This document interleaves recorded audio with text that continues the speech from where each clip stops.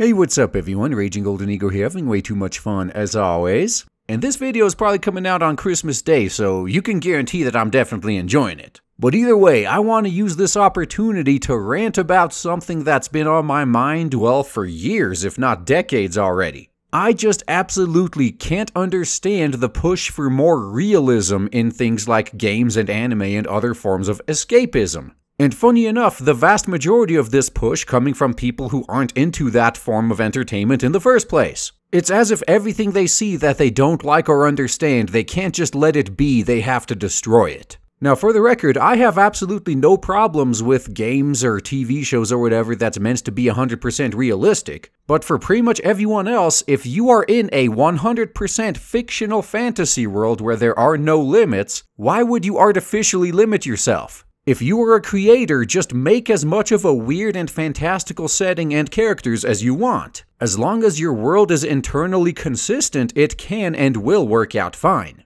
And I believe the understanding of this is one of the main reasons why Japan and their entertainment is on the rise, while the West is declining. They usually don't limit themselves to what is realistic and instead go for idealized worlds and characters that people actually want to see and experience. Meanwhile, here in the West, you got things like the recently flopped Mass Effect Andromeda. Yeah, I know the vast majority of the reason why it tanked is by virtue of being a broken, shitty game, but you could also argue for a death of 1,000 cuts of a whole bunch of little minor things. In this case, how they insisted on making all the characters realistically ugly. How can you, with a straight face, use the fact that your game has sex in it as a selling point, and then go on to populate it with characters nobody would want to see having sex? What was going through these people's heads? I mean, damn, as I've said before, if I want to see ugly people, first I'll look in the mirror, and then I'll go outside if I still want more. I don't play games or watch anime for realism, I go to my entertainment for idealism and escapism. I go there specifically to see and experience things that are impossible in real life. The last thing I need or want is to have my escapist entertainment warped into being just as crappy as the real life I'm trying to escape. And what you guys gotta realize is these people whining about realism seem to completely lack self-awareness and should not be taken seriously. They have a few things that they're gonna complain about constantly that are unrealistic, yet they let all sorts of other unrealistic things slide completely. For example, I remember back in the day on the old Fable forums, back when Big Blue Box was still a company and still around, some of the posters on the forum were complaining that the game used an infinite inventory system and how unrealistic it was. And the irony was completely lost on them when they were told how funny it was that they complain about realism in a game where you can literally shoot lightning from your fingers. But either way, the root of the problem here is some people out there are completely incapable of suspending their disbelief, and no matter what you do, they will not be happy unless you give them something that mimics real life exactly. So you need to figure out who these people are and just ignore them once you identify them because they have nothing to add.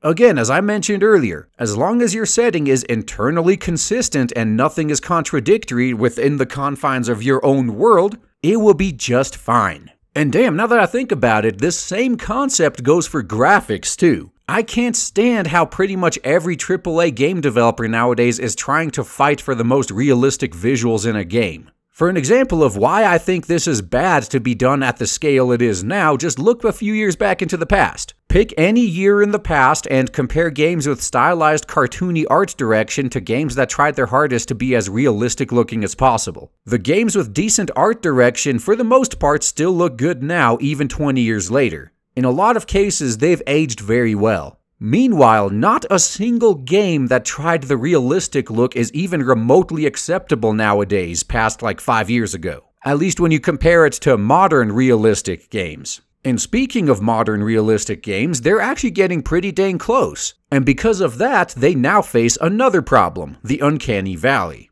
The closer they get to actually looking and sounding and feeling and behaving and whatnot like the real thing, the more even minor differences stand out and completely kill immersion and the suspension of disbelief. This is something that the more artsy, cartoony games don't ever have to worry about. And again, I'm not saying all works of fiction should push to be as unrealistic as possible. There are a lot of stories out there where realism is the whole point of the story. And then there's other examples like some superhero stories that have unrealistic elements in them, obviously because superheroes, but in essence they are thought experiments on how normal, realistic people and society might react to being given this type of unrealistic powers. For example, like the X-Men. If you're a creator and realism was your goal from the start, just keep doing what you're doing. What I'm saying now has really nothing to do with you. What gets me is when people shriek that they want more realism in a setting or a medium where it would be completely detrimental. For example, anime would most likely die off overnight if they actually listened to the SJWs and made all the women and girls look and act realistic. The appeal of those characters in the first place is that they don't look or act realistic, but instead they are idealistic. They are better than real, something you can't get in real life. That's why we like them. You take that away, we're not going to have any reason to stick around anymore. That's as simple as it gets. I'm sure it sounds good though, doesn't it? Remove everything that makes these characters appealing in the first place, and that will totally go over well. You'll just be rolling in money after you do that.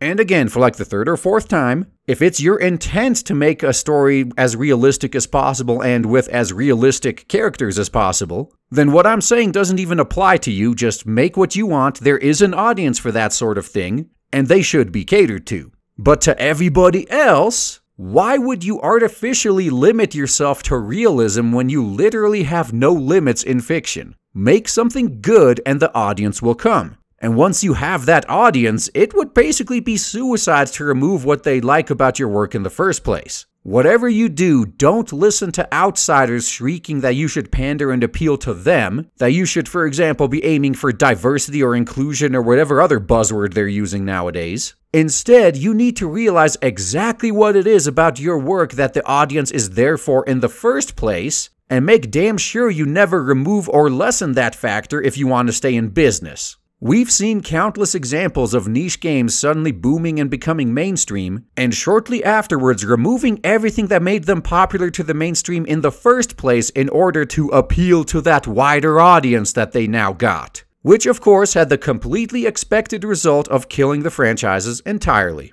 If your game becomes mainstream without you having to appeal to the mainstream, then clearly you already did something right, and you need to keep doing that. Not completely destroying everything that made you stand out in the first place. So don't be that guy, or I guess that company in a lot of these cases. If you have something good, don't ruin it to appeal to haters that will never be your customers anyway. Because if you do that, not only will you not have these haters as your customers, but you'll lose the loyal fans you had up until that point. And that's all I gotta say, guys. Thanks for listening.